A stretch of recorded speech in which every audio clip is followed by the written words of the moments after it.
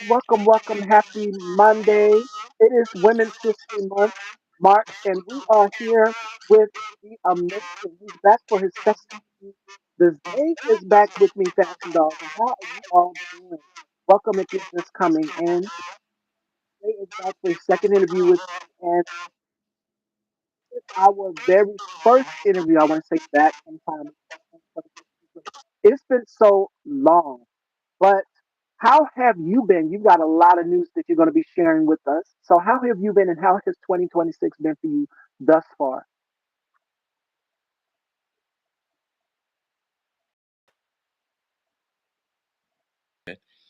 I can't complain. It's been a blessing. It's been a blessing. But since the last time we talked, and since the last time we had the interview, a lot has happened. I've opened for Tracy Spencer. I've opened for Christopher Williams. I've opened for Michelle A.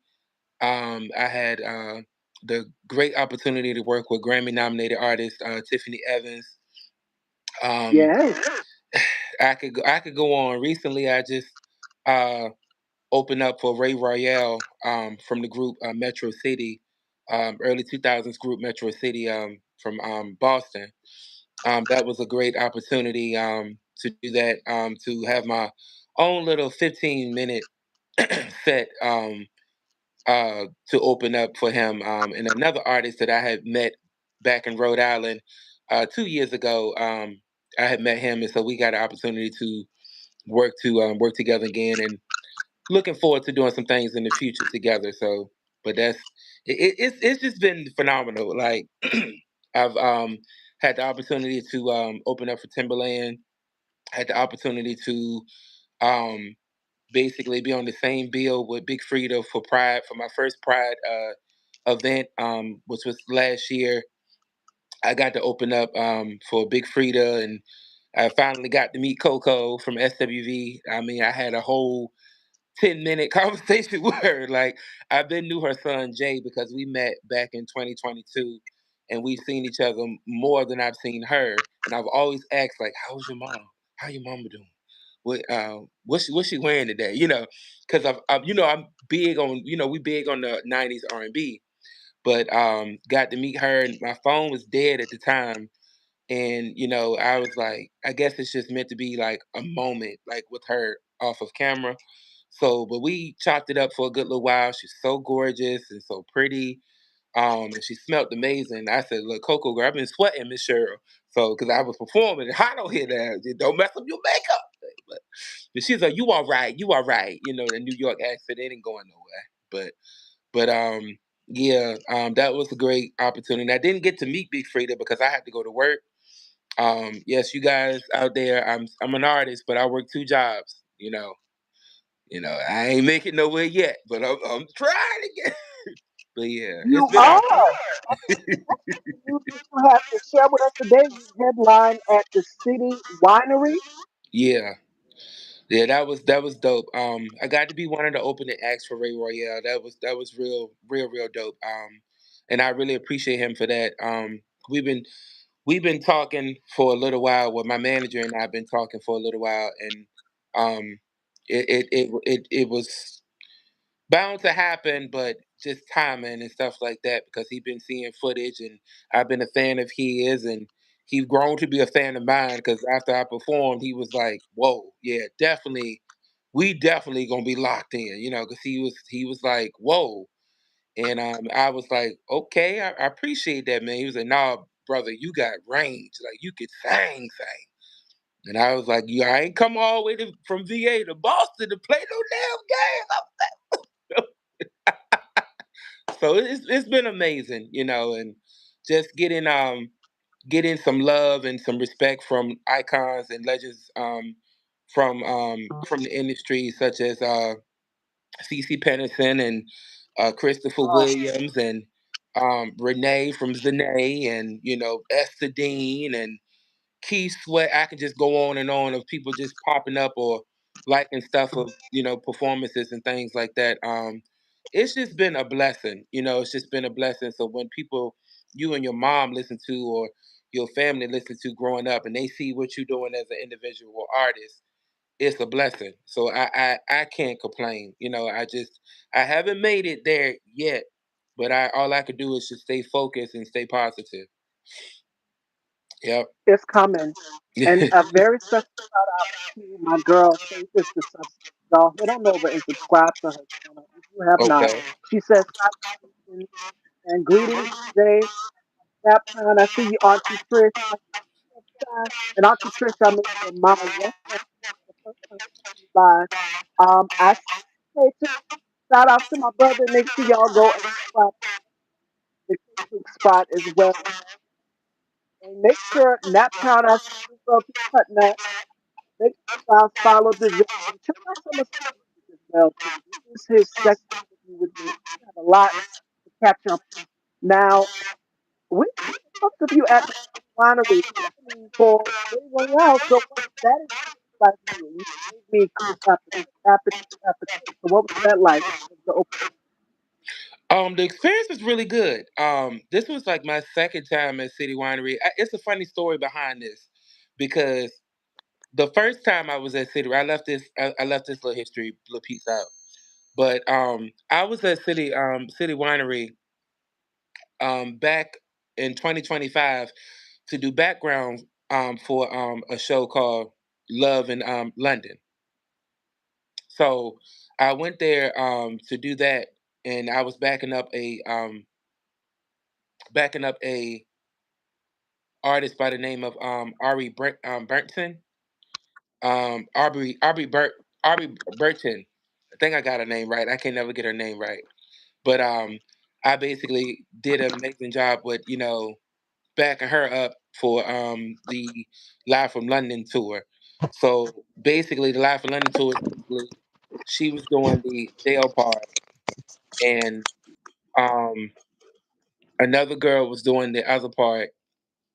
So it was dope. You good on There the we are. sound? Give me one sec. I'm taking out my Okay. earbuds. Maybe that'll help.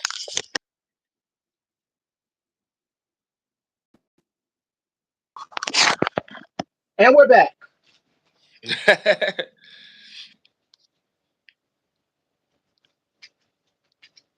Now you were saying, Yeah. So I ended up opening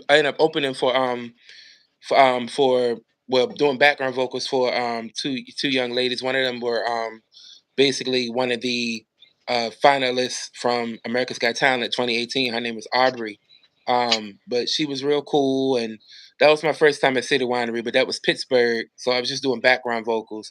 The second time I was supposed to go to Boston to do it again, but I ended up putting the wrong gas in my car, just tired, not paying attention. So but God blessed me with the opportunity to go back to do my own thing, not to back nobody up, but to do my own thing and open up for amazing artists that I'm a fan of. So God works in mysterious ways. So, but my experience there was really cool. I was treated with a lot of respect. I gained a lot of fans and a lot of support and a lot of new connections after after the show.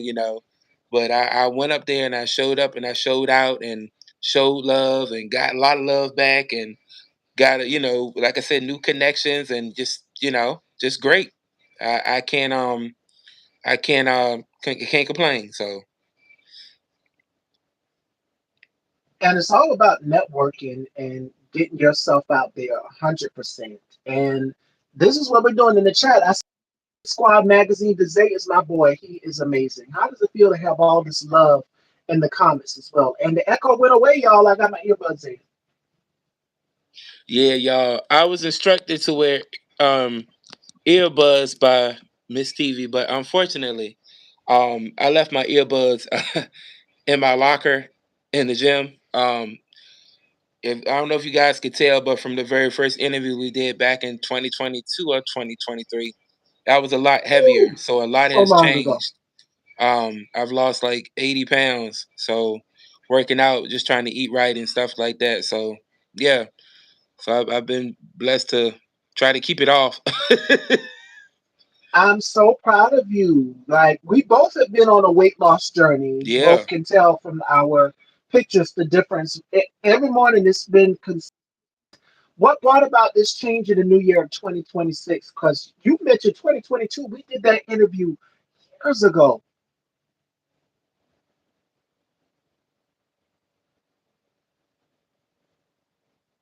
Uh oh, we lost him. You said what brought the change? Yes, I said what brought about the change for because they said congrats on the weight loss. Yes, yes, yes, yes. I wanted to lose more weight. Like I wanted to be a bit more healthier, and I wanted to change a few things. And that Yep. you did. I noticed a difference. I said, "Is he losing weight? Something is going on. It's a change." I went and I've been following because you've been sending me things, and we haven't had a chance to talk. And then the Zay got on my ass, y'all. He got on me one day. He said, "Miss Steven, how come you didn't have me back on the show?" I said, "Baby, I'm gonna bring you back on the show," and he's coming back again later this year. So you guys stay tuned for that. But I love the change. I see a change, and I just see growth, your performances, everything. Like when you sent me the clip of you headlining City Winery, and it was just you on that stage, the audience, your interaction, you walking around the room, you're interacting as if any other performer would, interacting with their fans, their followers. That feeling, I said, I see a difference. And then when we were talking, the clip that you guys saw from our first interview, when we were talking about bad contracts, and that's something that a lot of artists can relate to is being in a bad contract and having to negotiate for themselves. A lot of independent artists. So, what advice would you give to Zay to other up and coming artists or independent artists who are, stuck in a bind between, okay, do I sign a contract or do I go the independent route? um, my advice to a lot of artists is like today, if you're gonna be independent, but you can also too have your own Yes. contracts drawn. Like you don't have to always go through a management and things like that. You can be your own manager. You can have your own contracts drawn and get them notarized and all kinds of stuff like that. You put whatever you want in your own contract. So that's my advice to a lot of newcomers, and also too, if you don't trust the person or you haven't done good business with the person from the get go or whatever, or you don't know them like that, don't do nothing without a contract because they can hire you to do something and then they say it by mouth that they'll pay you whatever they're gonna pay you and they don't pay you nothing at all. You know what I'm saying? So you got to be cautious, and you can't do nothing. You can't sue them, and you can't do nothing because y'all didn't sign anything. You didn't have a person beside you to witness them verbally saying what they're gonna do. In reality, you ain't got nobody right there to be like, oh, well, they did say, nah, because ain't nobody right there. You ain't got no witness, so you asked out. So just be mindful of what you sign if you sign something, and be mindful of what you want to put in your contract. And if they don't want to fulfill it, next caller. Absolutely. And not only that, but you've also, in our interview back in 2023, we also talked about you writing for the artists and them not paying you what you're worth.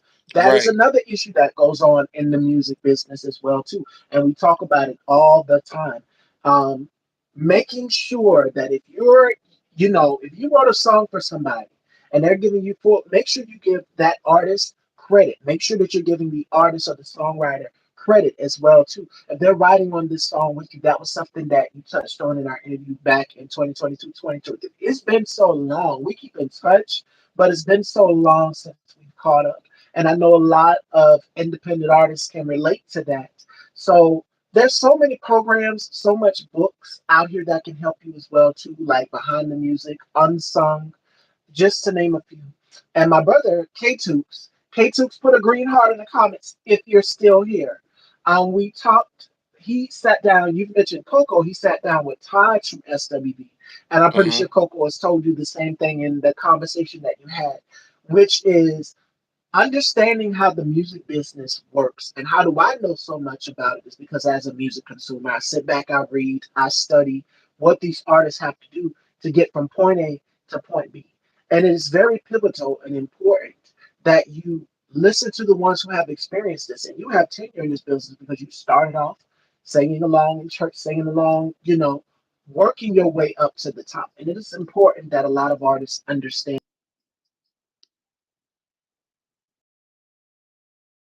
I seen the announcement that you and oh my goodness, you and Tiffany were going to be doing a song together. I was just like, wow, Now the that growth that from ex- 2023 that to now. experience with Tiffany, I've always been a fan of Tiffany Evans, right? Like I mean, I've always been a fan of her voice. She's like the little girl, well, little young woman with the big voice. So what had happened was she was doing features, she was putting it out there that she only wanted to work with independent artists only. And I just tried my luck, and I reached out and we worked it out, and I wrote the song. I had actually two for her in mind, but I was like, let me see how the first one gonna go first, you know what I'm saying? So I went out and wrote the first one, and it was just a demo of me by myself.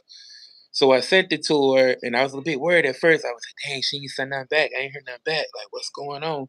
And then, we began to talk, and we began to, talk some more and stuff like that. So then it went from that to I ended up getting it back a few months later. I got it back. And when I got it back and I heard her part, my manager told me that I was like, hey, I got a question. What exactly did she do on it? Because I don't know what she did on it. He was like, so basically, she took out your first verse and she resung your first verse, and that's about it. I said, okay, cool. So when I got it and I listened to it, she didn't just redo the first verse. She added some harmonies and some stacks behind the first verse. And then what she did was also to a little ad libs here and there. Basically, she gave me more than enough for me to work with. Um, when I got everything, I got the stems and everything. I appreciate y'all so much. But when I got the stems and everything, I basically got everything. So therefore, what she didn't use on the record is in the stems underneath here or moving over there. So I can slide this and Mm, slide that there to make it, more than what it is. Make it more of a song, which it was already a song, but to fill things out. So I wrote it back and I was like, oh my God, Tiffany. She said, I really love the song. And she liked, the way I wrote it and stuff like that, because Tiffany, old soul. So Tiffany, I mean, from the time she came out on Star Search and that little girl with the big voice, she's old soul. Like mm, she sang. So I was just thankful. And we kept chopping it up for a while. Like I have so many DMs of me and her talking and audio messaging and stuff like that, laughing and joking, like, what I'm saying, talking about, this, talking about that. And she seems real cool and real humble. I haven't met her yet in person yet, but I definitely will meet her soon. We was talking about linking soon to basically, do the music video for the song, because I feel like it'd be more um genuine and more beautiful together with me and her doing it together in person oh and yeah. meeting for the first time in person. So we haven't worked that out yet because Tiffany got her own project, going on, and I got my own individual project going on too. But it's gonna be in the work soon. So but it was really dope working with her. I boohoo crying when I got the track back, and then when she made me. I was like, look, I'm gonna have to put some more in this shit. So I went on and I put some more in, and I did some stacks on my background part and stuff like that, and sent it back over to her. She was even more like, yo, Desi, yo. I was like, thank you, thank you. But yeah, I wrote the whole song. People was like, did you write the whole song, or what part did she do? Because I sing real high, so it's a high part in there. So they wondering, was that her? Or was that me? That was me. So yeah, it was dope. It was really really dope. Great experience. First time writing for a Grammy nominated artist who's been in the game over 20 years. Ah, So it was dope. It was real, real dope. I still shake my head behind it because it's like I remember watching 106 in Park, watching Promise Ring. So it's what 17 years old. So and here I am, 35 years old, collaborating with you know Tiffany Evans. But blessed. yes, yes. And I'm reading some of the comments. People see the talent, but not always the work behind it. I'm so glad that y'all are getting into that. And That's another thing. Each artist individually builds themselves from the ground up. You have to start from somewhere. And as Zay just said, Tiffany, she started on Star Search. And then we see her in Diary of a Mad Black Woman. And then we see her, on her own alongside Sierra doing Promise Ring. And it just goes to show you, that artist development, that was something that Coco from SWB talked about. I went and I watched one of her interviews, and she said, what's missing that makes a great artist? And that is artist development. Sean Stockman, Boyz II Men, said it as well, too. Artist development is missing. Where they would basically prep artists for the business, tell them, here's what you need to do from point A to point B. Stack in the studio is something called stacking, doing your background vocals. And I can tell you who's a master at doing that. Mariah Carey is one for sure. Faith Oh, Evans is oh another yeah, for doing that as Stevie. well. Yeah. When it come down to stacking, let me tell you some people that I've studied, and I'm still trying to grasp that. I mean, it's not my stacking is not bad, but it's just I No. feel it's not bad, but it could be tighter. But that's also too with a great engineer to know what they're doing. Now, me personally, my favorite people, females that stack. I'm gonna go down the list, right? It's only like four for me. Number one, and I know people probably be like, "Oh, you bugging," but number one will be Janet Jackson. I'm gonna tell you why. My girl. People clown Janet Jackson because she doesn't have the Whitney factor, that voice. But Janet actually can sing. If you actually take away the Is music, I'm a music fanatic, so I listen to a lot of music randomly on YouTube and take out the music, like the instrumentation, and I just hear like the stems of the voice. She is a stacking phenomenon. Like she's fantastic at stacking. From the '80s all the way to the '90s, like that's Janet stacking that. That's her stacking. I mean, she's a Jackson. I mean, Mike Mike was a king at stacking himself. Um, oh yeah. but second person will be for me, the second person will be Whitney Houston. Whitney Houston Uh was good at stacking, even though she did have background singers sometimes, just like Janet, back in the day, or here and there. But a few songs that Whitney Houston did all by herself will be the remake, and people be like, "How the hell you know that?" But the remake of Ozzy Brothers, "Wanna Be Living for the Love of You," she had it on her Whitney album, which was her second album. She had it up there as a cover tune, and she sounds incredible. It sounds like birds twerking, tripping in the beginning of the song, and it's a sax in there too. It's just beautiful. Y'all check that out on your personal time.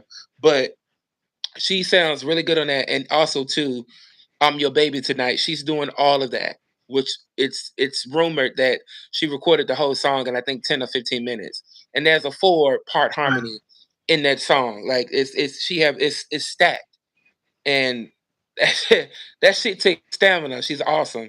And then let's go over to after Whitney. Then you got Mariah. Mariah is a stacking. I would hate to be her engineer because I'm like, yo, Mariah, enough is enough. Like, how many do you want? Like, then after her, I would have to say Brandy.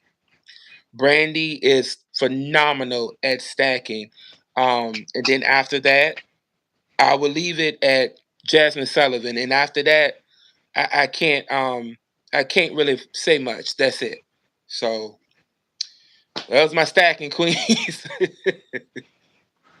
The audience loves it. They said, "Oh, we know about that Whitney cover, and that's a great list." That is. I'm gonna go back to Janet because a lot of people have talked, say, well, Janet doesn't really sing. Yes, she sings. If you go back in one of her performances, she did. This is the Velvet Rope era. She did the "I Get Lonely" without the.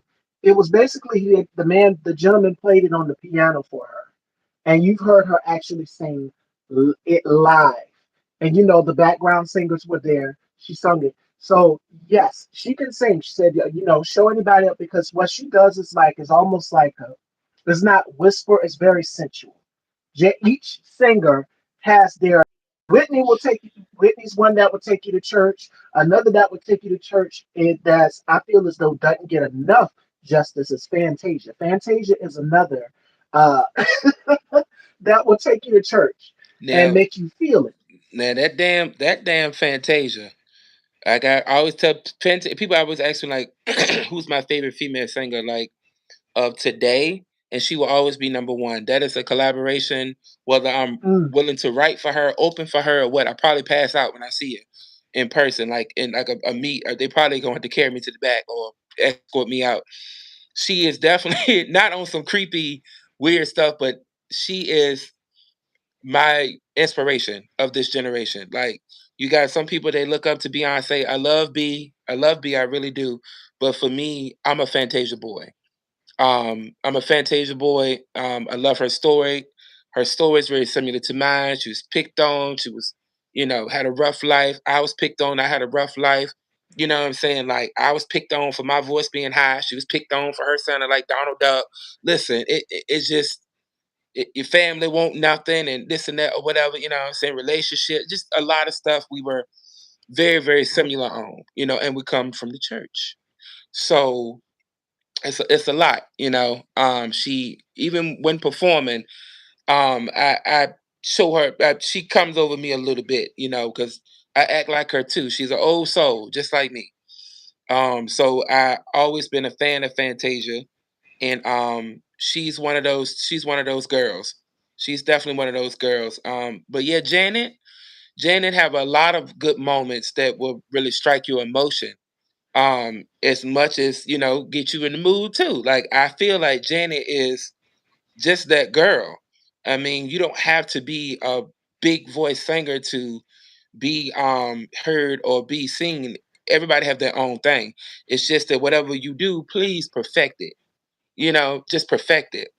And I feel like it took Janet 2 albums to get to the status that she deserved. And I remember her first album was Janet Jackson. The second album was, I think, Dream Streak or something like that. And this is the early '80s, and they went oh yeah. nowhere. And then people be like, well, if it weren't for her brother, people don't understand that her brother had something to do with both of those albums, those first 2 albums. So if he had something to do with them then, and they went nowhere at the height of Thriller, blah blah blah, and all that stuff. Latoya got her little hit. Reba they got her hit, Centipede. You know what I'm saying? So where baby Janet fall at? She said, bump that. Let me go and do my own thing. I'm gonna go against my family wishes. I'm gonna go against my brother or whatever, and just do. I just want to do Janet. I want to do Janet. And when she did that in 1986, the rest is history. You got Control, you got Rhythm Nation, you got Janet, you got Velvet Rope, and you got All For You. The list goes on and on and on and on. Janet will always be one of my girls, not just icon wise, but fashion wise. Her choices, and her strength. I always loved her. Like she's my favorite female dancer of all time.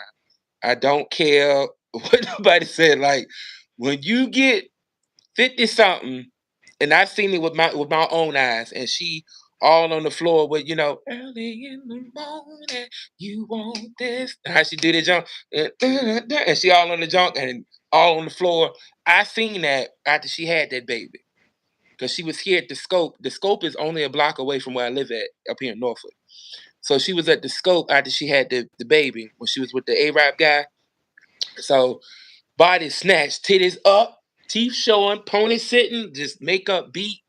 And she's like this, she's short as shit. Like, but I was like maybe 15 rows from the front. And when I tell you she did not miss, cut, or slack. And at that time she was 51. 50, yeah, 51. So that was what, 2018, 2017, something like that. So, and to see her still go now, listen, it's that blood, that Jackson blood. Michael ain't gone till she gone. I can talk for Janet for days. We can go. I'm sorry. Go for the next question. No, I'm trying to in my mind picture which tour was it you're saying because she's had so many tours. It You was. said It was the 2018. It was the Oh my goodness! It's when she came out with No Sleep, and she came out with Feedback. It was the Unbreakable tour, but it wasn't Unbreakable. The tour wasn't called Unbreakable. It was called something else. I think it was called oh my gosh, and the thing is in the room somewhere, like the ticket junk. But after she had the baby, right, it was months after she had that baby. And she went on tour. She was a little smaller, and she had some of the girls that was on the stage with her. It was one big girl. She's not with her no more right now, but because now she got guys backing her up for the past 2 years now. I think she been having like male dancers back her up. She switch swap. You know how she do. But yeah, Yes, and I see you guys' comments. Baby, that Velvet Rope. Yes, I have the Velvet Rope tour book.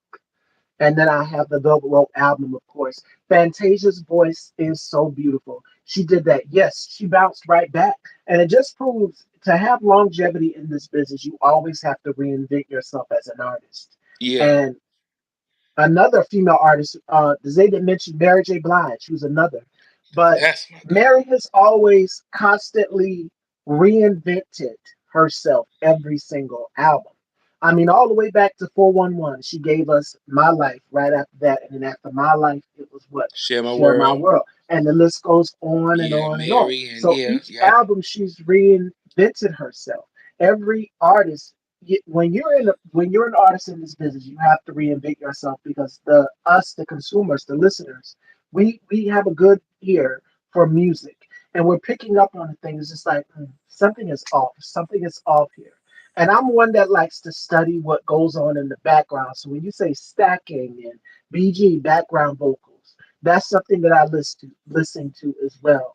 And not only just that, but the instruments. Do you guys ever find yourselves listening to the instruments, like if it's a piano, if it's a harp, if it's an organ?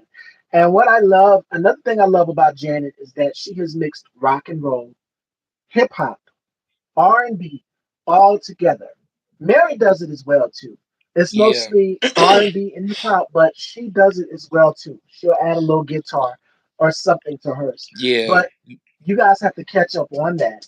That's something you have to study. If Yeah, you got a really definitely. got an Cause ear for music, you can listen to it. Yeah. yeah, Mary is, and people always try to clown Mary. Mary can't sing. Which Mary didn't get signed because she was a picture perfect singer. She got signed because she was rough.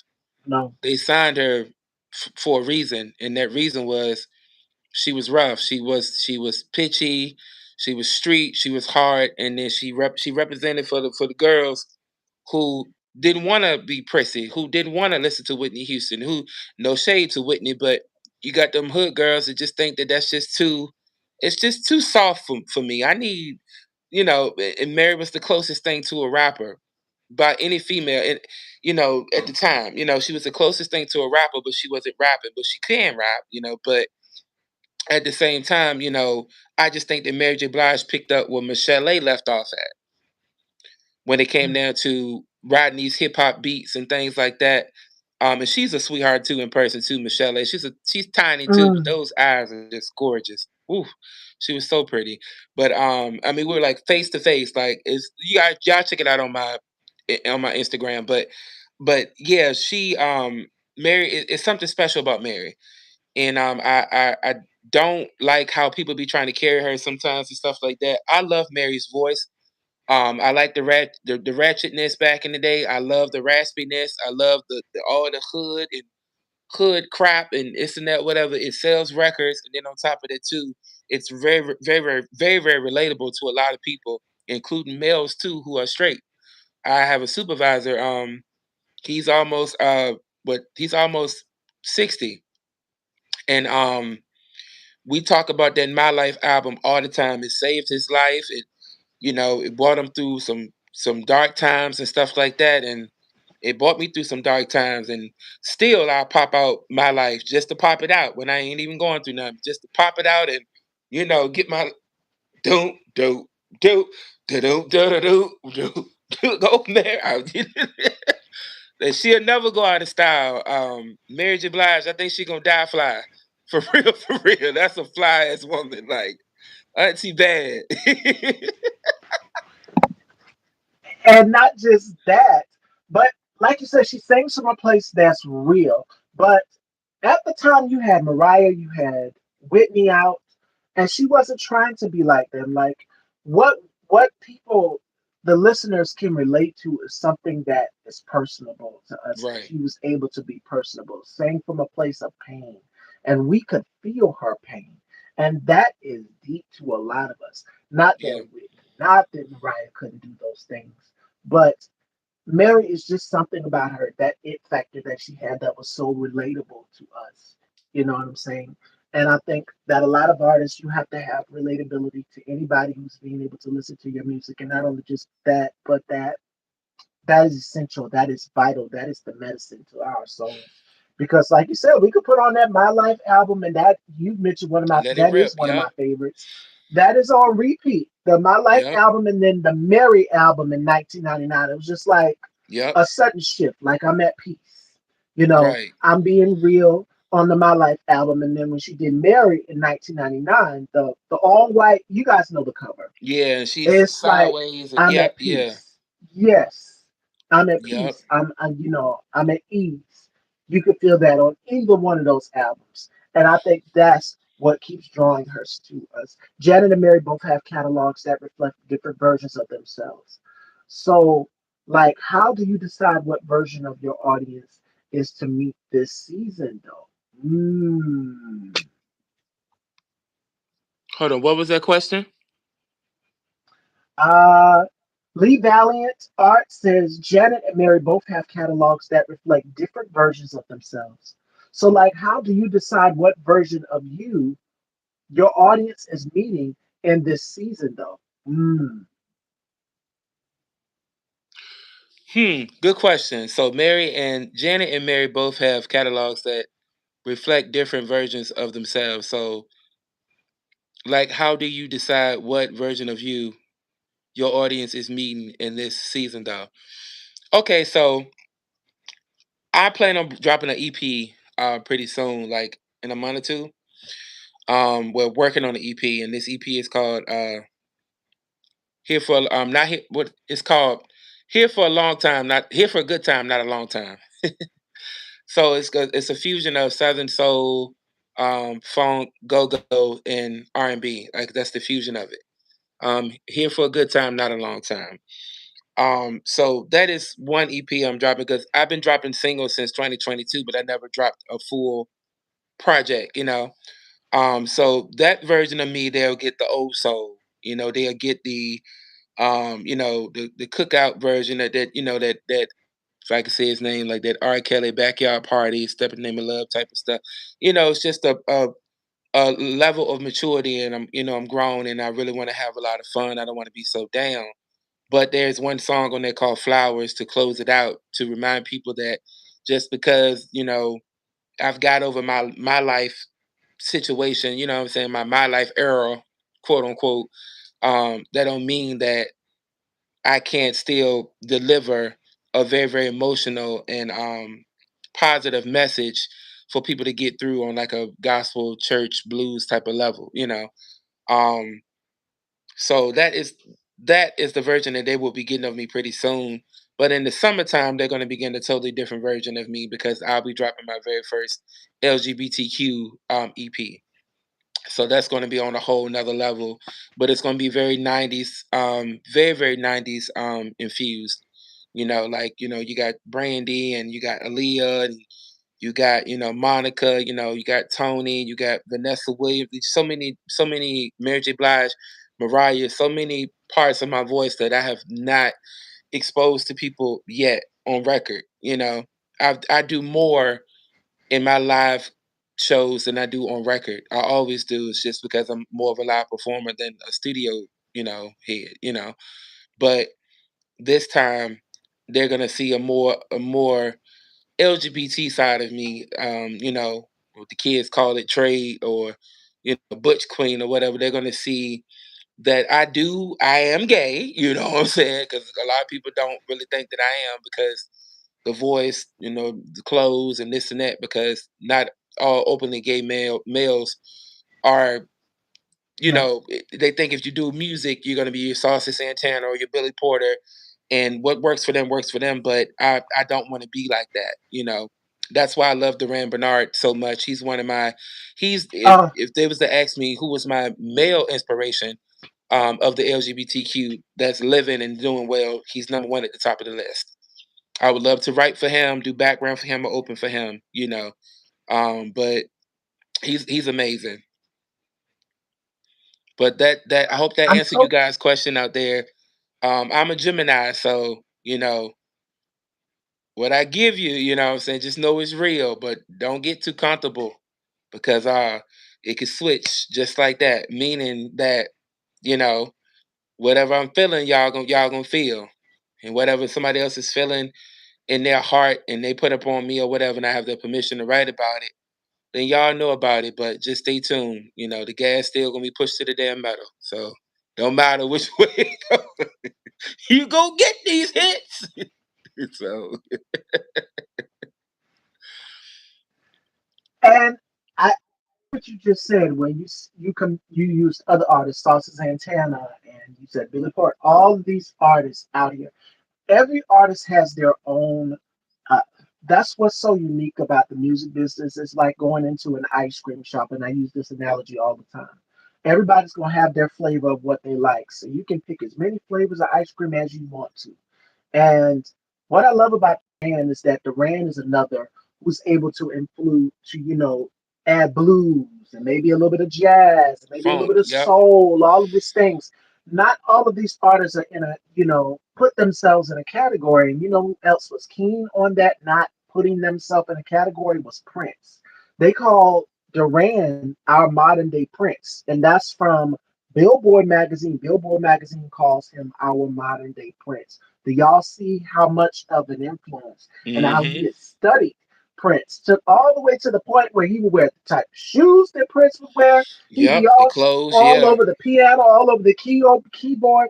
I mean, Duran is just in his own lane. Billy is in his own lane. Saucy is in Saucy's own lane.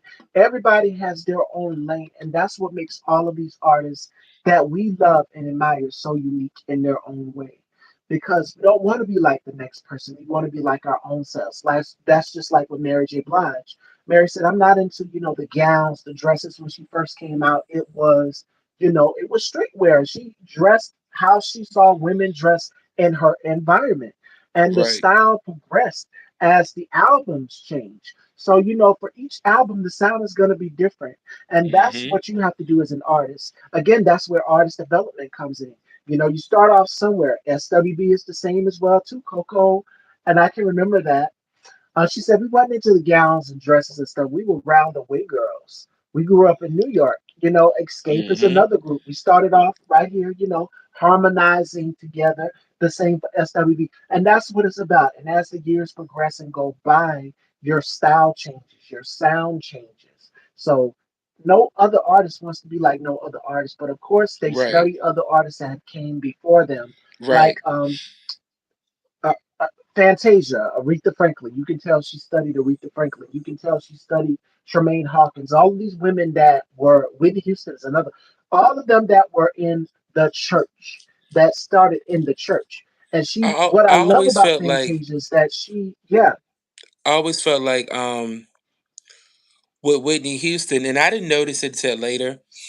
I did know that Mm, her and Dionne Warwick were cousins. I did know that, but what people fail to realize and people forget is that Dionne Warwick was a beast back in the day. Like she was phenomenal, a phenomenal singer. And when I look at her footage from back in the day, those gowns and her hand movements and her movement and placement on stage, all I could see is Whitney.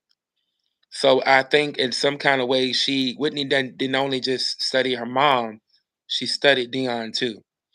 Um, and like I said, Dion, that voice was something else. Some people may have forgotten, but please educate yourself on Dionne Warwick. Dionne Warwick was known as the third long. That lady could go. She could go. The same way Whitney would tip that head back and or move that hand like this, with singing and stuff. You see, it's like she was her mom or whatever. But anyway, she was phenomenal. But Whitney studied her, and Whitney even said to herself, in order for you to be the best, you have to study the best, and then you don't go be like them, but you interpret what you can do or what you want to do, and you put it into your own thing, and do what you do, But somebody said I love SWV and Escape. They got a funny story about Mary J. Blige before I go into SWV and Escape. I recorded my first song a long time ago. It's like 2018. It's somewhere out there on SoundCloud, y'all. Not 2018. 20 was it 2011, 2012, something like that. But it's out there on SoundCloud. I don't really talk about my SoundCloud history because that's a thing in the past. I was a kid. But anyway, um, this producer by the name of Troy Doswell. Shout out to Troy Doswell out there in Green Bay, Virginia. Um, so he was from New York and stuff like that, but he'd been in Virginia for a good while at the time, and he's still in Virginia to my knowledge. But he said, "I got a funny story about Mary J." I said, "Oh Lord, what happened?" He was like, "So yo, we was at a party one night and Shorty came in there, this girl came in there or whatever, and, snatched this other girl. They got into a fight. They shut the party down. But the girl ended up, beating the other girl, ass. So I'm like, okay." He said, "Bro, tell me why like the next day music video come on. It's the same girl that was whooping somebody ass. It was Mary J. Blige." I said, "Get the hell out of here." He said, "I lied to you not. The whole time you never know who doing what or who about to blow up." Yep. He said the whole time. The next day, all we see is, just them running with the jerseys on and stuff. And he was like, "Yo!" I'm like, wow. So that's a funny story about Mary J. And also to my sister, my aunt, my aunt's ex-boyfriend was from Slow Bomb, which is the same projects Mary J. Blige is, from Yeah. Yonkers, New York. And he said, she was cool and Yonkers, stuff New like York. that. But about um SWV and Escape, because somebody forgot, Keith said I love SWV and Escape. So here's my thing. They were here at I'm in the 757, by the way, you guys. I'm from Virginia. I'm from Victoria, Virginia, but I've been in the 757 area for the past 6 years. But um they had the concert, the Queens of R&B tour. And so they was here at the amphitheater, and I had to go. I had to go because I've never seen Escape in concert, and I never seen SWV in concert. So, and 702 was on the bill. Total was on the bill. Maya was on the bill. Jay Michaels, Yes, Coco Sun was on the bill. The OMG Girls, all them was on. Candy Group was on the bill. It was nice. And mind you, I've never seen none of them live outside of Jay. Jay Michaels is the only one that I saw live, which is Coco Sun. Um, we were 12 rows from the front. I never been inside the amphitheater until then, and it's outside, but it's a nice big, arena, but it's based outside. it is And huge. to be honest with you, I couldn't believe we were 12 rows from the front because I was looking at the ticket. I said, "You sure this right?" They said, "Yeah." I said, "I'm all right with you." So we 12 rows from the front. So I was a bit upset for three reasons. Number one, I'm seeing all a few of my girl groups that I've always loved and always adored, and I just thought it was beautiful that they're all together. However, because we probably never see that again, but however, I was upset because Tasha couldn't get their beef right with her beef right with her sister.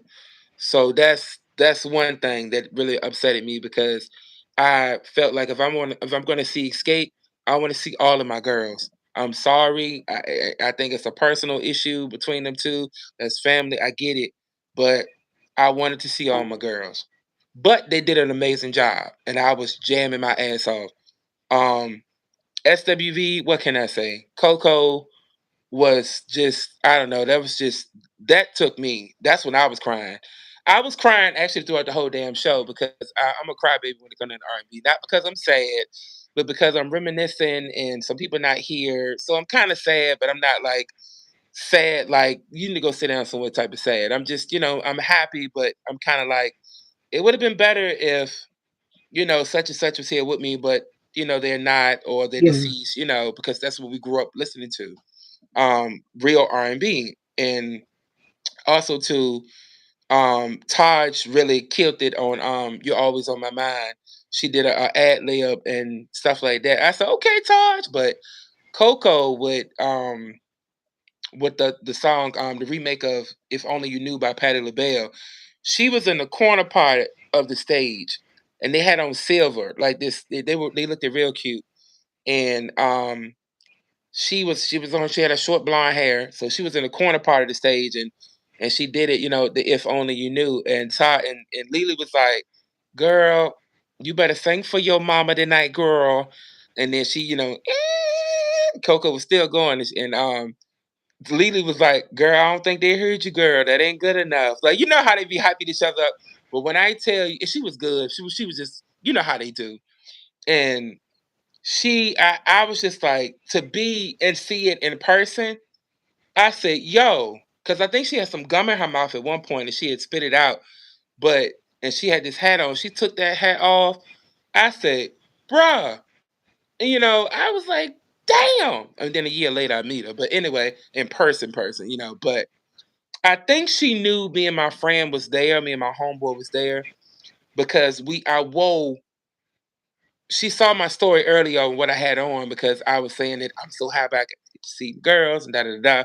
So I think she saw me and him out there because we were waving and she was pointing and then she was waving, but it looked like she was waving at us. I could be just tripping, but that's just how I feel. And anyway, but another reason why I was sad because 702. It's my first time seeing them, and of course, the other sister, Yeah. she's deceased, and they were. Irish. She was crying at one point or whatever, and I was crying too because I'm like, damn, that got to be tough. Like you start this group with your sister, you lost the other sister, your mama gone too. I think a lot of people in her family is deceased, and even Mila was trying to keep herself together, but when it was doing get it together, I was just like this. I can't get it together. So that was a little sad that I got to see them with just two. So that was a little sad for me, but that was unconditional. That was God. That wasn't I don't want to go because we don't get along type of thing. Unfortunately, wish she was still here. But and then Total, I was a bit upset about that one too, just a little bit because Pam is not in the group no more. She going to follow God and doing whatever. So, but I was hoping to see the, but but they killed it. They looked at, real Keisha. They look real good in their red. They fucked it up. I mean, people were out. The people was out. We were out. I'm trying to tell you that shit was lit. I mean, dope, dope, dope. And then Maya, she fucked it up all by herself and all that all white. Maya got a little thick, and I like that. Okay, Maya. You know what I'm saying? I'm gay, but I'm just saying I appreciate what you got. Well, she looked at phenomenal, and she responded to my story too, and I reposted. Lily did too, and I reposted them. Um, who else was there on the tour too that did an amazing job?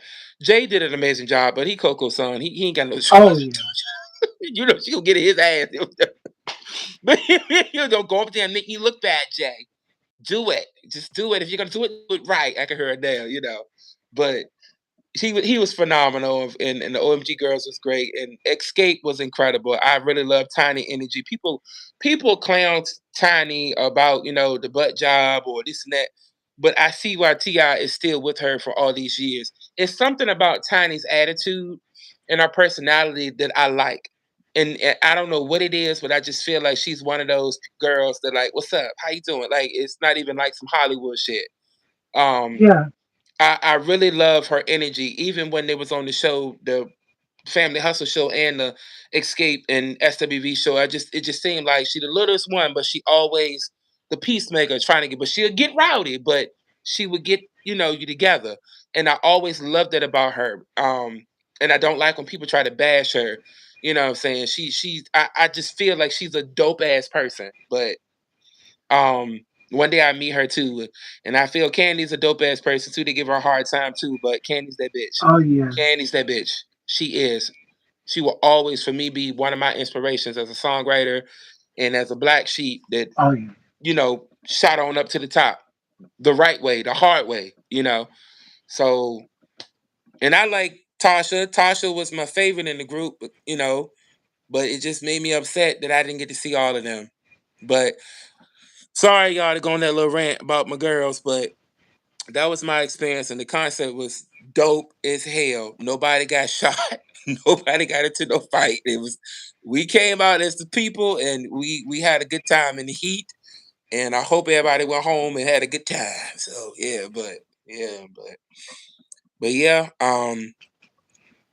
it was a dope time.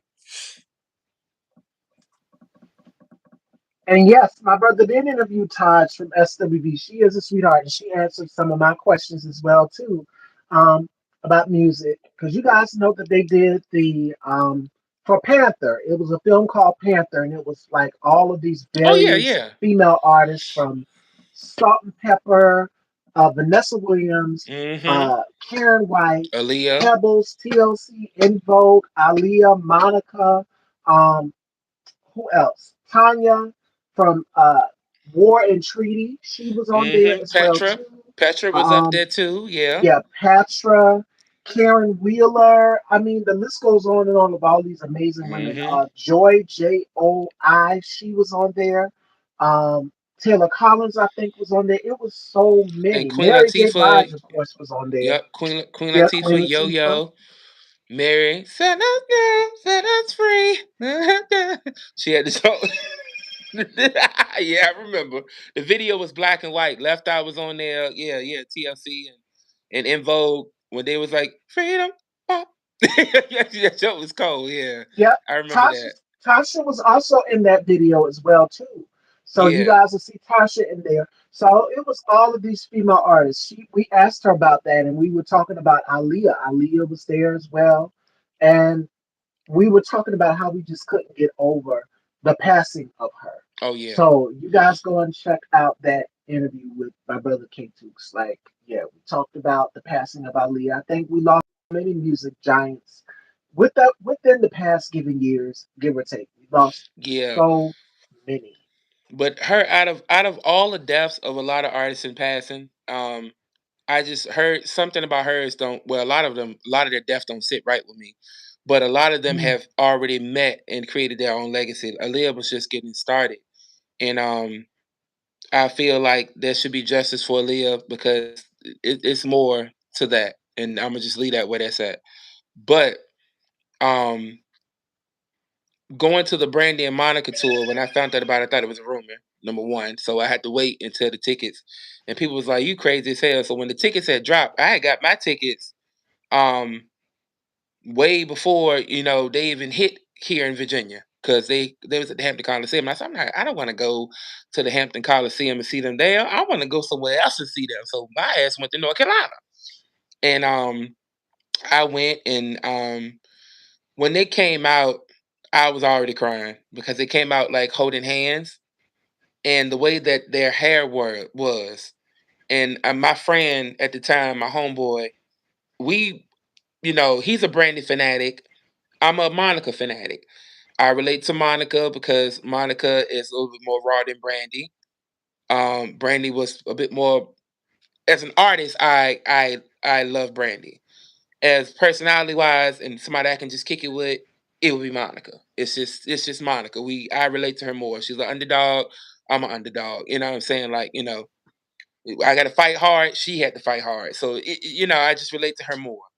Um, but all I could see was Aaliyah.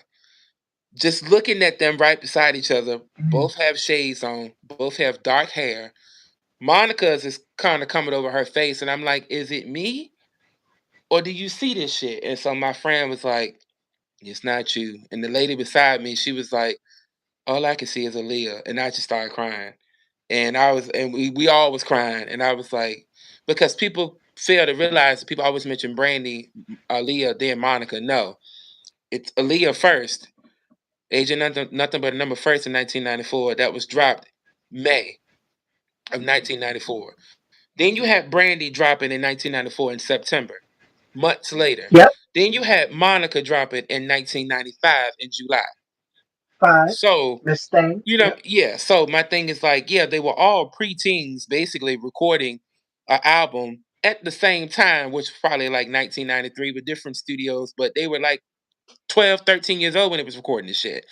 We didn't hear it till it was about 14, 15, but but at the same time, it was just a funny feeling because we got to see Brandy and Monica grow up, have children, be women, and Aaliyah she didn't get to have her fucking full moon. You know what I'm saying? Like she didn't get to have her life after the storm. She didn't get that. And I'm quoting that because that was Brandy's first album as a woman, like after Never Say Never. And then that was Monica's first album as a woman after the Boys Mind album. Not the single, y'all, the album. Yes, Monica had the same title as the song. We're not gonna get into that. We're just gonna keep going. And children, stop. Don't even do it, because some of y'all weren't even born when they were beefing. But anyway, because they weren't really beefing, they were children. Like, it's the industry. It is what it is. But they're making that money. That's all that matters. They're carrying the legacy. But Aaliyah, it needs to be justice for Aaliyah because she definitely would have been up there. She has left a big imprint. I see it through Seven Streeter. I see the influence. I see the influence through Kalani. Oh I yeah. see the influence through a lot of the new girls who weren't even 15 when she died. So it's phenomenal. The legacy and the style and the blueprint she left behind, and even her makeup was ahead of its time. Her hair was ahead of its time. Her freaking eyebrows were ahead of its time. Her lashes, her style, it was just ahead of its time. Like, even her music videos. We Need a Revolution. She flying in on a ball. I said, "What is that? What is she doing?" And Very then More Than a futuristic. Woman. So She in you're the right. headlight on the motorcycle and stuff. And I said, "You peep that? Like, who doing that?" And not only that, on water with, Rock the Boat. That was just beautiful. She's standing on water. Gorgeous. Just so beautiful. But it is what it is. But her and Selena, I always just kind of feel like that's fucked up. But, it was justice for both, you know. So Absolutely. Absolutely. And Fashion Dolls, we've covered nothing but women in music. It's Women's History Month. And I'm glad that they started that because we're going to be getting into some Women History Month music trivia. So we're going to be doing that. But the last thing up before we get to the trivia, I want to talk a little. My point about Aaliyah is the next generation of all of these female artists, like you've mentioned, Kaylani, you've got Coco Jones, you've got SZA, you've got so many, and you can tell that they studied. Uh, Brandy, Monica, Aaliyah, the generation of female artists that came before them. Kiki Palmer is another who you can tell she's easily been influenced right. by Aaliyah because she redid a cover to "Are You That Somebody." It's out there, you guys can go and check it out. So it just goes to show you impact. Selena has been able to cross over and not only just in Tejano music, but to be able to cross over to the R&B and pop side.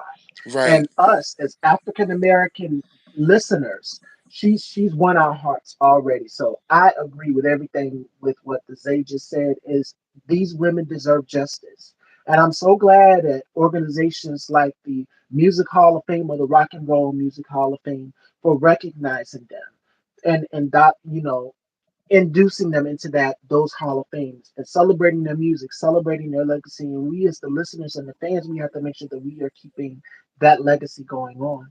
So watch their music videos, stream their music, stream their legacy, get tour books, anything. It's always good to hold on to the memories because we as the listeners who love music, it will always be there with us forever. All right. So I just wanted to include that. And may she rest on more and more and more to come for her. All Hmm. right. So, since we covered women in music, the whole show has been basically focused on the Zay's project. Make sure you guys go and check that out as well too. We're going to get into some women in music trivia here with the Zay, and I'm gonna test his knowledge, see how well he knows these ladies that are in the music business. All right. So, Fashion Dolls, are y'all ready for some Women's History Month music trivia? Let's get right into it. So here's the first question. Who was the first woman inducted into the Rock and Roll Hall of Fame in 1987? And here are your choices. You've got Tina Turner, Missy Elliott, So Aretha am I supposed to Franklin. answer it or they supposed to answer it? The audience can chime in. They'll give you hints. I There's a know who it is particular you though. answer. Can I? I'm sorry. Go ahead. Who is it? It's Aretha Franklin. The Queen of Soul. Yeah. That's right. That is correct. All right, another queen. Which artist is known as the Queen of Pop? And here are your choices. You've got Britney Spears, Madonna, Beyonce, and Whitney Houston. Well, that one is kind of tricky because some people have. Well, it's Black History Month, so I'm gonna go with Whitney Houston. We'll give it to you. It's Whitney. They put Madonna, but we'll give it to Whitney because I Right. mean they That's why I was both. like, wait a minute. But you Let said me Black History elaborate Month, on so this. yeah, it's Yeah, Whitney Houston. let me elaborate on that. Since we're talking about the queen of pop music, I mean Madonna, yeah. Madonna and Whitney were both out in that same era in the 80s. So I mean it was like okay. And then of course Whitney broke that mold because MTV MTV and Michael Jackson and Whitney give it to both of them, give them their Right. flowers. They broke the mold so that black artists could have their music videos being played on MTV. So again, Whitney gives all of her flowers, and the king of pop, Michael Jackson, as well too. So definitely. All right, this is a no-brainer. Which singer is famous for the female empowerment anthem "Respect"? Oh, that's Aretha too. The Queen of Soul. Yes. But I All would right. like to elaborate a little bit, y'all. Um, I hope y'all do know that initially, "Respect" wasn't really Aretha's song. It was really Otis Redding, and it was recorded before Aretha. And what Aretha did, which is the same thing Luther Vandross used to do cover tunes and really make it their own and become a bigger hit. Oh yeah. So just a little FYI, y'all, on that, cause yeah, but yeah, she freaked that, yeah. All right, we're going into the country music part. Which iconic singer is often referred to as the queen of country music? And here's your choices. You've got Reba McEntire, Dolly Parton, Loretta Lynn, and Shania Twain. Well, they all have kind of like been named that, but I'm gonna go ahead and give it to. Damn, I'm gonna go ahead and give it to Dolly. But I think it's Reba though. I'm gonna go It's with Dolly. Dolly. I'm gonna go with Dolly because Dolly came before all of them. Yeah, Yes. go with Dolly. Jolene. Jolene sent her to a whole nother level. And Yeah, then to have Beyonce years later put her on her Cowboy Carter album, it's just everything. And then you get right. a nod from Dolly Parton herself. And then we talked about Whitney. Whitney, I Will Always Love You. She said, you know Yep. what? Whitney took this song, as you said, with the artist doing covers, and she made it her own and Yep. took it to a whole nother level. And the song remained on the chart for weeks the way she did it. Whitney bowed down to the greatest voice of all time because she Mhm. took that song and she spin it. Every time you would cut on the radio, you couldn't even go in a grocery store anywhere without that song coming on. So Mhm. shout outs to Dolly Parton. All right. Let's see. Who is the youngest person to win two Oscars for original songs? And here's your choices: Olivia Rodrigo, Taylor Swift, Billie Eilish, or Adele. I'm gonna go with Billie Eilish. I might be wrong. No, you're right. That's it, Billie Eilish. Damn. All Okay. right. So the Zay is on a roll, y'all. So we're getting And, into and this look, as y'all history see, month I trivia. look. The phone is propped up. I ain't got nothing in front of me to know these answers, y'all. I just know my shit for now. But go ahead. No, that's it. That is correct. Okay. Let's see. Let's see. Now let's get into historic since we covered Black history. Historic American women. She gave her famous Ain't I a Woman speech in at a 1851 women's rights convention, though she probably never used that phrase. And here's your choices. You've got Harriet Tubman, Sojourner Truth, Mary Church Terrell, or Maria W. Stewart. So we going You, back to school, y'all, on this one. I never was really that good at history, but I'm gonna go with Harry Tubman. I told you. Sojourner Truth. Sojourner Truth.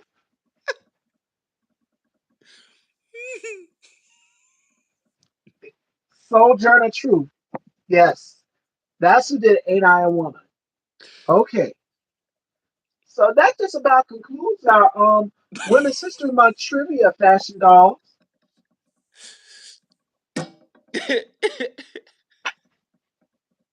That's it. We got it. So do we have any other questions for myself or Dezane, Fashion Dolls? This was so much fun, and I'm going to be doing more of these with my guests throughout the week because March is Women's History Month. Last month was Black History Month, but I'm going to be merging the two on my platform here. You guys requested that I do more of these so that we can learn more on our history, on our lineage, on the women who have left a legacy and imprint in the music industry. I mean, you can go back to Tina Turner, you can go back to Rosetta Tharpe, who was one of the first black women in country music. Since Right, we were arguing and debating on who originally started black, country music, right. it was us. It was black folks, rock and Yeah. roll, blues, all Big of these Mama genres Thornton, of yeah, music. all that. Yeah. Yes, A Rosetta lot of stuff Tharpe, was stolen. A Big lot of Mama stuff was Thornton. stolen.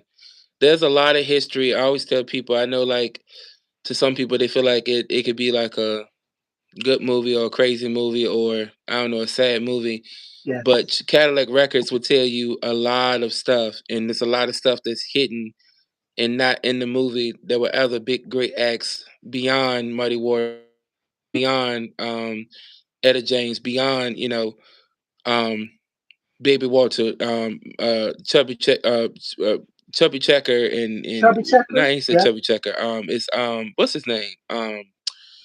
The Dingaling song.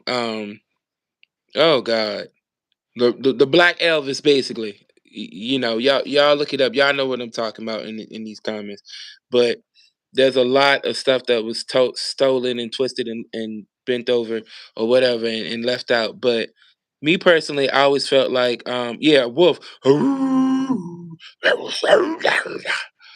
They say he was Yep. some. Anyway, but um, I will say that um, that movie, it tells a lot if you know a lot about music. But for me, I always felt like we created a lot of stuff, and we really did create a lot of stuff. But when people talk about country music and this and that about Beyonce, I don't think the album was really country. I do think it was country pop, but I don't really think it was Yeah. country. But what I did respect about it is that the fact is she brought a lot of light to what a lot of people didn't know and what a lot of people thought they knew, as far as the younger generation on who started what and who really. She dropped a lot of history in between. That's why I respect it a lot, because a lot of people Yes. don't know that there were a lot of black country singers, females, males, that came way before um, your Rebas and stuff like that. And I'm not picking on Reba. Reba happens to be my favorite female country singer, her and Shania Twain.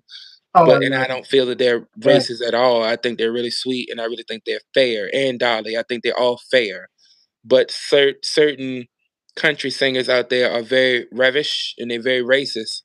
And they just needed a reason to hate Beyonce, but that didn't work anyway, obviously. But I do feel like K Michelle is a better country singer, or it should be classified more of a country singer than Yes. Beyonce. However, I just feel like her image is a bit too unpolished. She would have to redo a lot of things, not vocally, but her image, because K Michelle's a bit ratchet, and I kind of like it, but at the same time, in country music, you gonna be a black girl, and you're doing country music, I think that's what she should have did in the first place. But she got in where she fit in, at whatever, and she made it work, and I respect her a lot. But country music is where K Michelle really kicks ass.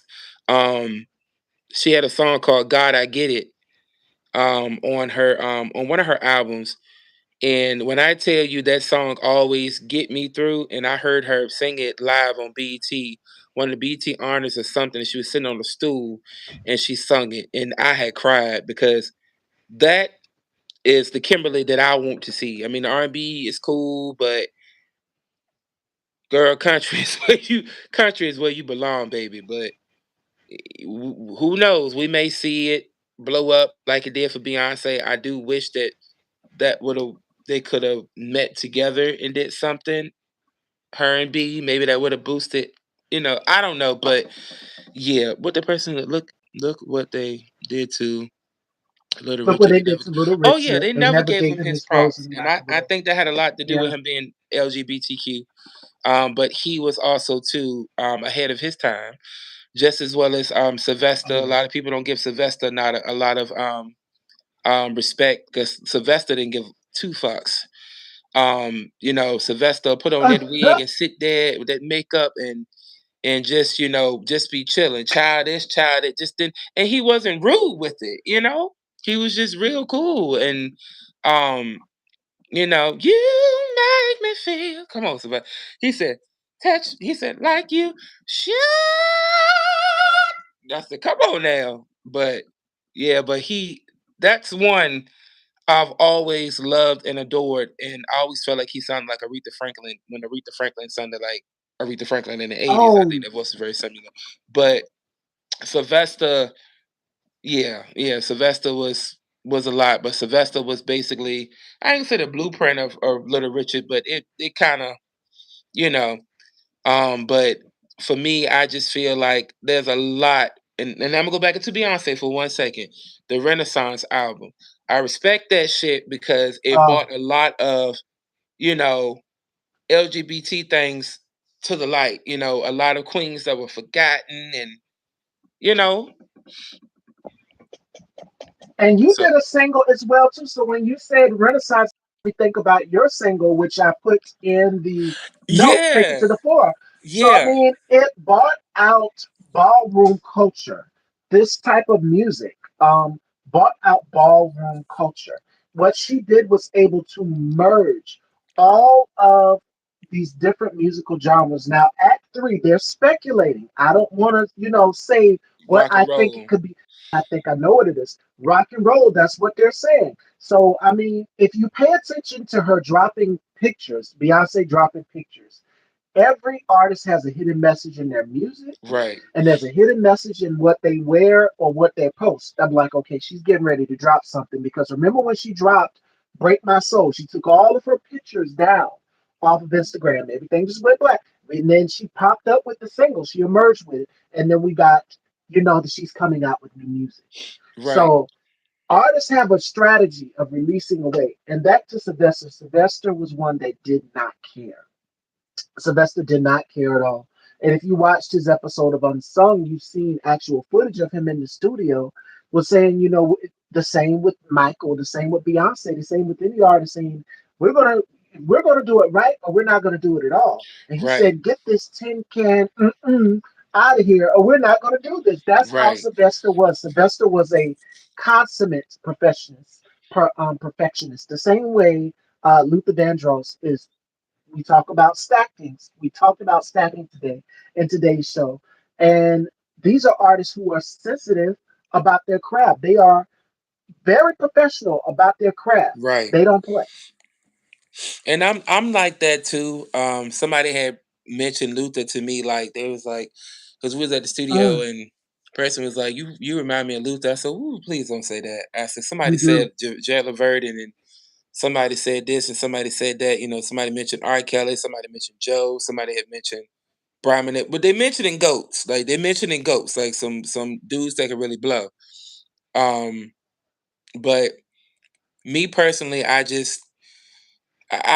watched all these people and I interpret it into my own. You know what I'm saying? Like my own. It depends on what song it is and stuff like that. But and also too, in my mind, I wish I worked with these people. I will use the quote that my one of my engineers used, Calvin Mirage. He always said, "Oh, he owe me money, or she owe me money." Basically, putting it in the atmosphere that y'all gonna work together and see each other.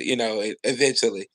The artists that you want to work with, that's big. Be like, Chris Brown owe me money, and Chris Brown don't owe you shit in reality. But it's just like, something may happen where you know, you getting paid to do a gig with Chris Brown, it's just you put it out there. But me personally, I always felt like music is changing and genres and stuff like that, and but it's slowly coming back to what it used to be. And what I mean by genres, I meant to say genders. When it comes down to a lot of music today, um, a lot of artists are just want to be one way and do this and do that. I like to be the person. If I'm gonna make some noise, I like to make some noise and make it right. So I want to be like the first artist, if not the only artist that emerged from Virginia to have the ability to have the relationship with his boyfriend and have the establishment to touch a gospel stage and kill it, and touch a R&B stage and kill it, and touch a house music stage and LGBTQ pride and kill it. And I have done that. But to have two projects individually, that's completely separate of two different identities, but the same person with two different looks and stuff like that. I never done that, and I always felt like if you're gonna do something, do it and do it right. When you have a voice and you have Yeah. character and you have this fierce attitude and you don't give two fucks about what someone think of you or whatever, because that's what got me this far in the first fucking place. You know what I'm saying? I ain't gonna front. Like that's what got me this far in the first place. I don't give a damn because it's somebody out there that need to hear it. There's somebody out there that want to hear it. That doesn't mean that it needs to be for everybody. I mean, Luther Vandross was told no, believe it or not. Anita Baker was told no, believe it or not. You know what I'm saying? Like, I can go on. Roberta Flack was told no. Lauryn Hill was told no. Yeah, yeah. Brandy took a while. Her first album took a while to do well. Yeah, it's the truth. You know what I'm saying? Like, she almost didn't really do Moesha because her acting had changed and she needed a bit more coaching from Theo when she was on Theo or whatever. And you know what I'm saying? So it's just you keep going and I'm gonna mention some heavy fucking people. You keep going, you keep going and stuff like that, and that's what you do. But you be fierce with it because we live in a time now. You can do whatever you want to do. It ain't, Yes. and it is some people out there where it doesn't matter who you dating, and yeah, it still matters to people because it's still taboo to be, openly gay or transgender and do this and do that. But it's never really been an issue somewhat for a woman to be a stud and do it because the guy could basically link up with the stud and share the woman. You get what I'm saying? Like it's still like, oh, shorty straight. Right. Nah, shorty ain't straight. Shorty just gay, and you ain't gay, so you go find you a real broad. Like you get what I'm saying? Like, so it's just like for me, I just feel like I just want to be different. I don't want to be all of us as gay men. People think that we're all the same. They think that oh he gonna be ratchet, you know what I'm saying? He this and he that, and he gonna be twerking all faggot this and faggot. No, no, no, no, no, no, no. Everybody has different paths and different things. Whatever you want to do, that's your business. But don't disrespect what I do because you don't do it. And I like to interpret that into music, like just a little details about the second project that the one I'm going to release towards Pride. That project is called Queer Confessions.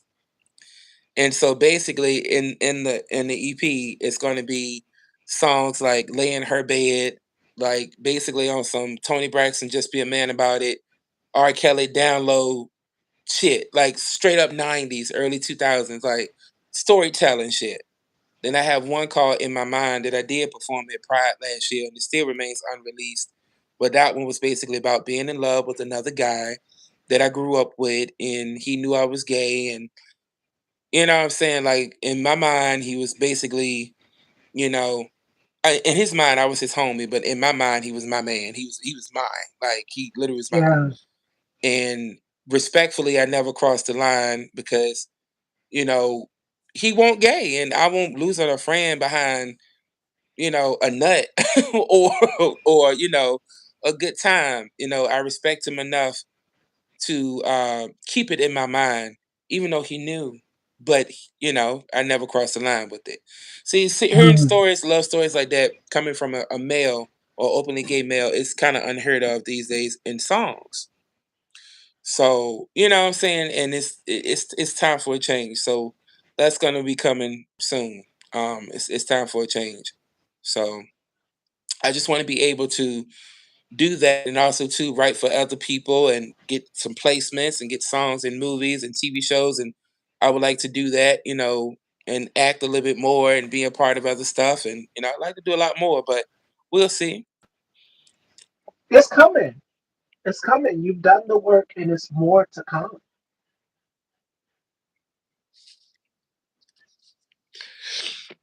I'm looking at you guys' comments, and you guys said Howlin' Wolf. The artist's name is Chester Arthur Burnett. Chester Arthur Burnett, the Howlin' Wolf. If you guys are wondering. Oh So yeah. yes, Uh yes, huh. yes. Y'all are talking about Freddie Mercury. Yes, and Sylvester. We're giving all of these artists their flowers, all of our favorite musicians their flowers, and rightfully so because we're losing so many. Like, wow. So make sure that you're celebrating and giving people their flowers. That's a thing. Hmm. So we're now at the closing hour of Fashion Doll. So before we wrap, because Yeah. I am going to bring Bizet back later this year, I am going to bring him back as well too. It's the way social media pushed gay men as Agreed. ghetto and rude, Agreed. but yeah, Very much. and not all of Listen. us as Go go ahead, ahead. Steve. Yeah, I was saying that not all of us in the LGBTQ plus community, we're not a monolith. Like everybody has their own personality, their own Right. style, their own sound, and that's what makes us all unique. Right. We are not the same. Yep. So, And it's time for a change. That's why when Duran won that award, I was in tears uh, because he didn't change who he was. He was very flamboyant, but he can also be very, you know, he didn't have to or didn't do the saucy thing where, he's just over the top being ratchet.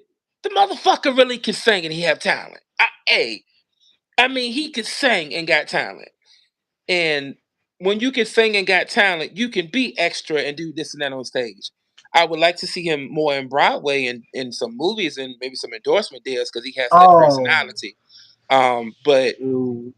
basically, what Naptown has said, like that's the way they push it, and they think that all gay men are like that, and they think that all gay men are like that, and they think that all transgenders are like that or just messy or whatever. They think that all lesbians are out to get someone else's wife or whatever.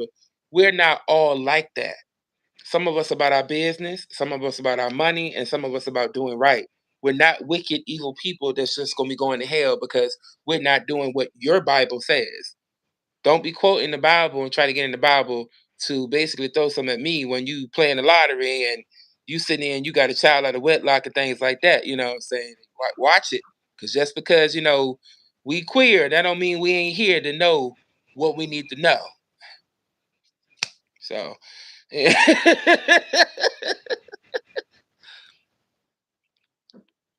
Oh, Duran, Chef Scott, yes. agreed. And he is living proof and testimony.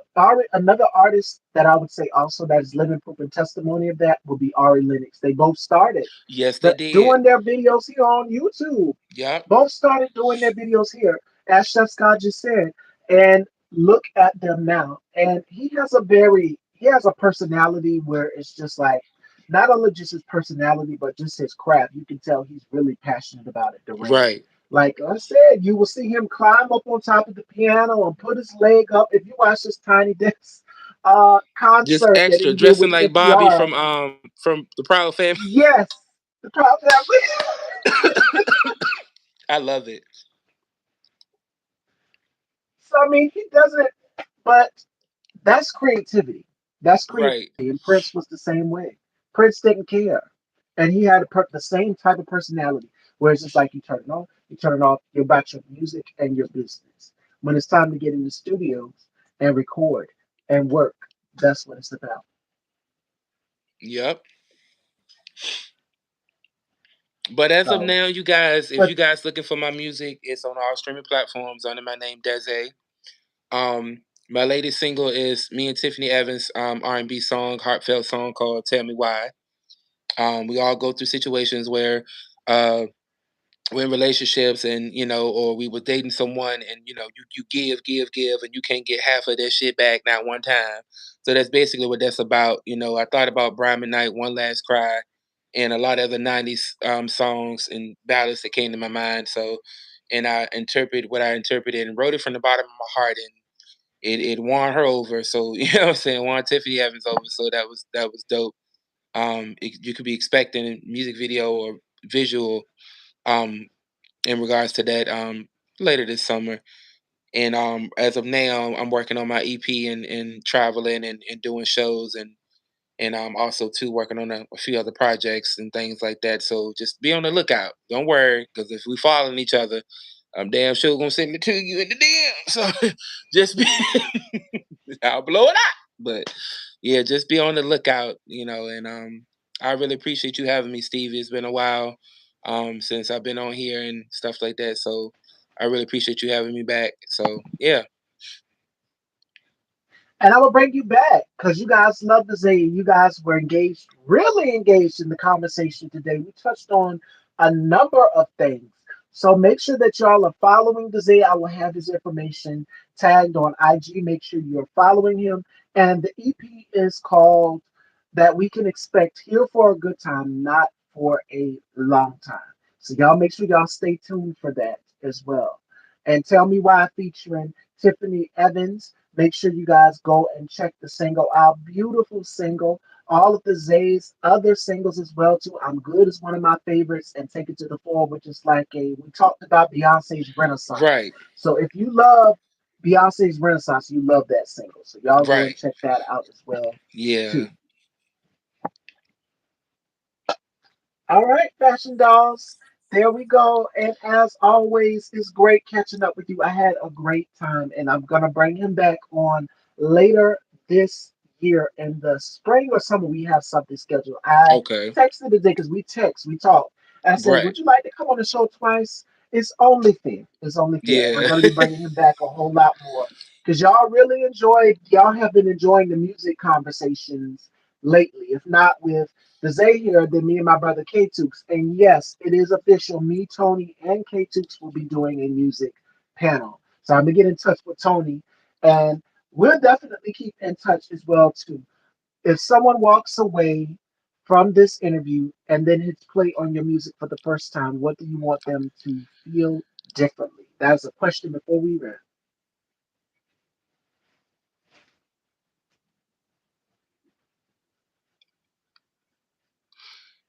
What would I want them to feel differently? I would want them to feel um a vibe, feel emotions, also to feel that they can conquer and get through anything. Because I have different songs and different singles out there. From for one, "Bring It to the Floor" is one.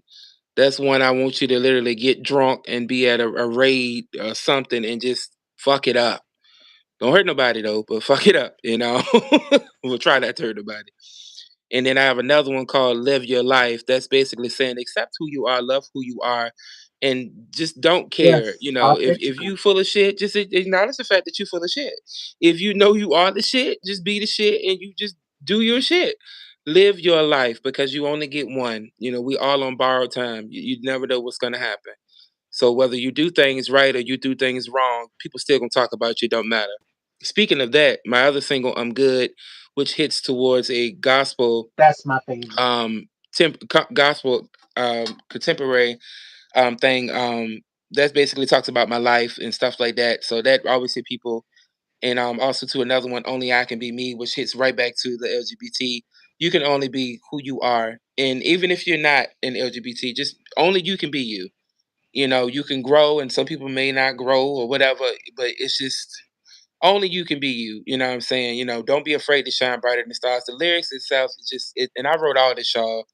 And then I got another one called Flavor, basically just being a little nasty, just like something for the cookout folk, that old folk two stepping. And then I have another one called Good Thing. It's basically, another kind of similar to R. Kelly Step in the Name of Love type of thing. A little, do a line dance too. You dating somebody or whatever, and you just got a good thing. Y'all ain't together. Y'all ain't married. You've been down that road before. You've been engaged before. You don't want to be bothered with. You don't want nobody in your house. You don't want nobody up your ass up beside you all the time. So you just got a good thing. You know what I'm saying? Just know when we together, don't touch, don't whatever. That's mine. But we ain't together. It's a good thing. Anyway. And then I got another one called It's Like That, which was one of my earlier singles or whatever. I was Another one of heavier and my stuff like that. favorites. It's kind of Yep. jazzy and like hip hoppy. And Can't Leave You Alone, which was inspired by Jodeci. Um, More trap soul type of thing or whatever, kind of a little futuristic. It's cool. But yeah, just that's just a few. I have other ones out there as well, and you guys are welcome to check it out once you type in my name on Spotify, YouTube, Dese, everything will show up and things of that nature. And also too, I'm Good has a music video to it. It's very beautiful. And you will see how much weight I lost when you watch the video and you see me. But anyway, I appreciate y'all. Like I said, follow me at Dese_music and make sure y'all follow Style by Stevie as well if y'all are not following, for those who just joined and those who've been on the chat. So and that are new.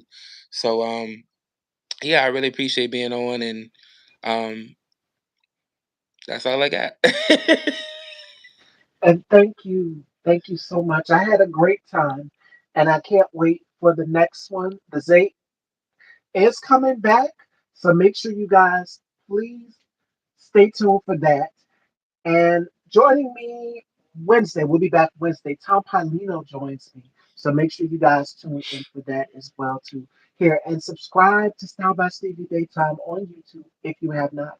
And also follow me on Instagram, Style by Stevie underscore daytime. And you guys can check a couple highlights and reels, as well as me and Des's first interview from the beginning back in 2023, 2023, 2024. So you guys can go and check that out from the beginning as well too. And also here on the channel, it's also here on the channel. So make sure you guys check that out. And I appreciate each and every one of you for coming in and showing some love. I see a lot of new faces. Thank you all so much for your love and unconditional support. And I will see you guys Wednesday. Till next time. Talk to you later, Fashion.